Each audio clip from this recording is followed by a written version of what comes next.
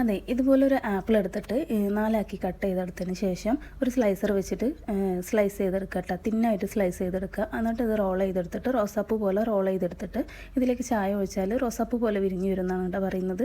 അപ്പോൾ എന്താവും നമുക്ക് ട്രൈ ചെയ്ത് നോക്കാം. അപ്പോൾ ഞാൻ സ്ലൈസ് ചെയ്തെടുത്തിട്ടുള്ള ഈ ആപ്പിളിലേക്ക് കുറച്ച് ഷുഗറും ലെമണും കൂടെ ഒഴിച്ച് വെച്ചിട്ടുണ്ട്, ഒന്ന് സോഫ്റ്റായി കിട്ടാൻ കേട്ടോ.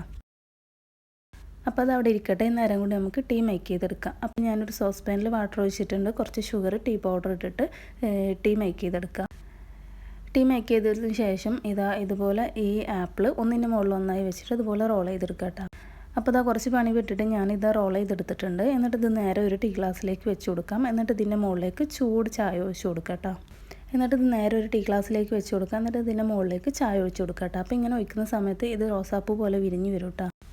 പിന്നെ ഇത് ഞാൻ കുറച്ച് സ്പീഡിൽ ചായ ഒഴിക്കുന്ന സമയത്ത് ഇതെല്ലാം മറിഞ്ഞ് പോയി. പിന്നെ ഞാൻ എല്ലാം സെറ്റാക്കി എടുത്തിട്ടുണ്ട്. എന്തായാലും ടീ ഒഴിക്കുന്ന സമയത്ത് റോസാപ്പൂ പോലെ ഇങ്ങനെ വിരിഞ്ഞ് കാണുമ്പോൾ നല്ല ഭംഗിയുണ്ട് കേട്ടോ.